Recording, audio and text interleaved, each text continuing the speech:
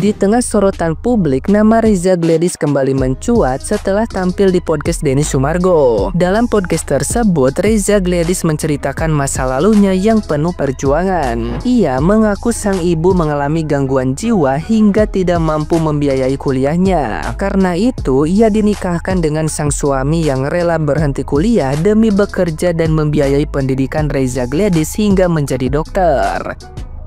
Kisah ini ia ceritakan sebagai respon atas anggapan bahwa dirinya berasal dari keluarga kaya dan tidak benar-benar berjuang dari nol. Dalam penuturan lengkapnya, Reza Gladys menggambarkan situasi keluarganya yang sempat bangkrut bahkan membuat ibunya depresi berat. Reza Gladys juga menegaskan bahwa sang ibu tetap berjuang agar anak-anaknya bisa sekolah. Hingga akhirnya ia menyelesaikan kuliah kedokteran. Namun, cerita tersebut lantas dibandingkan netizen yang budiman dengan pernyataannya di YouTube Atta Halilintar pada 2024. Saat itu, Reza Gladys sempat menyebut dirinya dan suami berasal dari keluarga kaya. Kontrasnya pengakuan itu memicu cibiran publik yang menilai ucapannya tidak konsisten. Meski begitu, jika ditelusuri lebih dalam, Reza Gladys sebenarnya sudah menyampaikan bahwa ibunya bangkrut saat ia menikah dan keluarganya mengalami keterpurukan ekonomi. Bahkan sang suami Reza Gladys dan sepupunya Christiana Baharudin atau Jihan turut menjelaskan bahwa sang ibu sempat hidup berkecukupan sebelum bangkrut total. Jihan bahkan mengingat masa kecilnya yang selalu diberi hadiah mewah oleh ibu Reza Gladys, termasuk uang jutaan rupiah di setiap ulang tahun. Keadaan berubah drastis setelah bisnis keluarga ambruk dan sang ibu mengalami gangguan mental. Maka dari itu, bila dicermati secara utuh, Reza Gladys sejatinya tidak menyembunyikan masa lalu, melainkan menyampaikan kronologi kehidupan dari titik jaya hingga terpuruk, yang terkadang bisa terdengar berbeda tergantung potongan narasinya. Nah, gimana nih menurut netizen yang terhormat? Silahkan berkomentar ya. Bener-bener gak jelas ini mulutnya si dokter Reza ini. Sebelum huru hara ini kan videonya sama si Atta Halilintar ngomong bahwa dia itu sama suaminya itu adalah anak orang kaya. Dan dia juga berstatement gak mungkin dong bisa kuliah di kedokteran kalau bukan anak orang kaya. Dan dia juga ngomong bahwa dia dinikahkan oleh ibunya. Tapi yang jadi masalah, di podcastnya Densu, si Reza Gladys ini ngomong bahwa dia ini adalah anak orang susah dari dulu. Dan dia juga ngomong bahwa dia dinikahkan oleh neneknya. Dia juga ngomong di podcast itu bahwa karena saking susahnya mereka, suaminya jadi berhenti kuliah karena untuk ngebiayain dia. Lah, ini gimana sih? Suaminya juga kan ada gelar dokternya. Jadi gimana ceritanya ini? Dan juga omongannya ini mana yang benar? Dinikahkan mamahnya atau dinikahkan neneknya ini? Dan lagi, ini yang benar anak orang susah atau anak orang kaya? Coba kalian komen dulu. Bagaimana menurut kalian? Atau dokter Reza Gladysnya sendiri yang mau jelasin? Boleh banget ya. Biar kita juga nggak penasaran kebenarannya. Oke? Kemarin itu aku lihat beberapa kali ya podcastnya Densu yang mengundang DRG bersama tim. Siapapun yang udah ngeliat, kalau menurut aku itu mereka seperti menggali kuburnya sendiri. Contoh yang nyata aja. Dia tuh pernah diwawancarai oleh Atta Halilintar sama Aurel bahwa dia itu anaknya orang kaya. Kalau nggak anaknya orang kaya, nggak mungkin dia sekolah di kedokteran. Tiba-tiba kemarin bilang dengan kondisi ibunya yang sakit, dengan kondisi ibunya yang single parent, yang survive, terus dengan kondisi ibunya yang serba kekurangan itu, dia berjuang bersama adiknya dan dia bukan berasal dari orang yang kaya seperti yang pernah disampaikan. Nah, di dalam hal ini seharusnya ikut dipikir gitu loh. Dipikir, kalau mau ngomong itu loh, dipikir. Aku gemes gitu loh. Dokter padahal, tapi kok ya bisa gitu loh. Kok ya bisa disetir dengan mudahnya. Terus kok ya bisa nggak punya pendirian.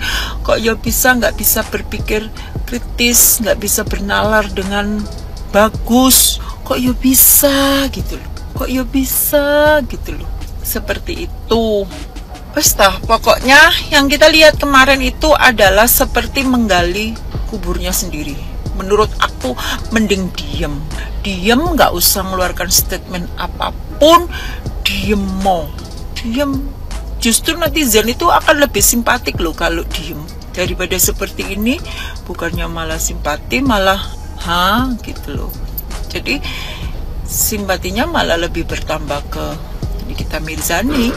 Ya semoga saja dengan kasus ini semua orang itu terbuka ya, dan berhati-hati dalam mengambil keputusan dan bersikap, apalagi berurusan dengan hukum.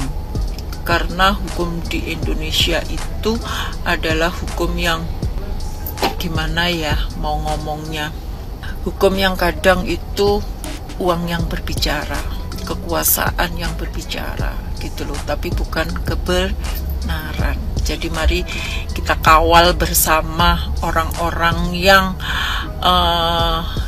terdolimi, yang terkriminalisasi. Kita bela bersama-sama. Kita sebagai orang yang bisa berpikir dengan kritis, bernalar dengan baik, mari kita berikan masukan-masukan atau edukasi yang bagus bahwa tidak menormalisasi kriminalisasi. Mari kita kawal. Dan satu kata buat DRG, mending diem.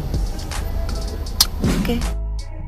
Kita belajar jadi manusia dari Dr. Reza Gladys. Udah pada nonton belum podcast Densu dengan Dr. RG? Di sini Dr. RG sedang bercerita semuanya dari awal sampai dengan akhir. Gua tertarik pada saat Densu mengatakan bahwa kenapa harus takut kalau misalnya produknya emang gak bermasalah. Padahal di sini Dr. Reza Gladys juga menunjukkan beberapa surat dokumen penting yang bersangkutan dengan produknya.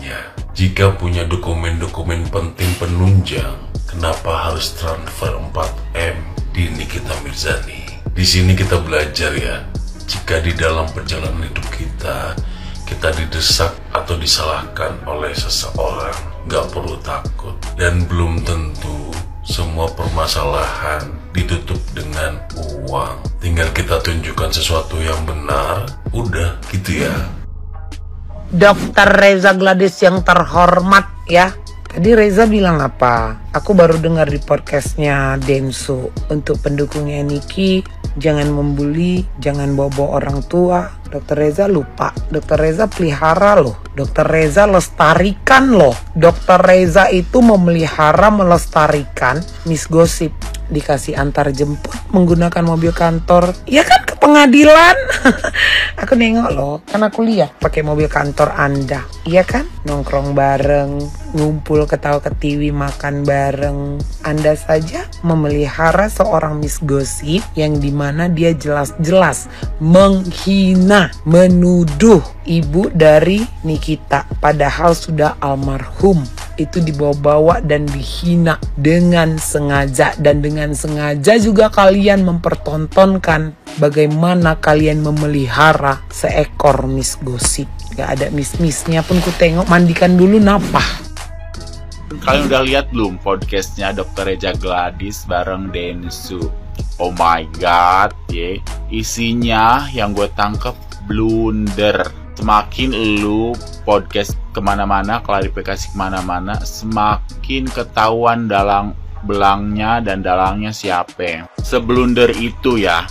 Kemarin dia melaporkan Nikita Mirzani dengan kasus pemerasan. Tapi pas di pengadilan jadi saksi, si Dr. Reza ini bilang di pengadilan motif pemerasannya berubah jadi motif abu-abu dan bullying. Menurut gue sih ini kayak udah distruktur gitu.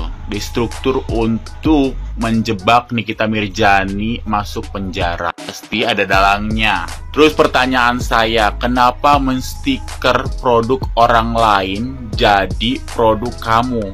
jadi brand kamu. Ya kan itu nipu namanya. Kamu berbohong ya kan kepada masyarakat. Terus masalah ibumu yang dibawa-bawa katanya. Aduh, kemarin-kemarin kamu dok nggak mengakui kalau itu ibumu. Pas ditanya wartawan, tanya aja ke yang posting katanya gitu.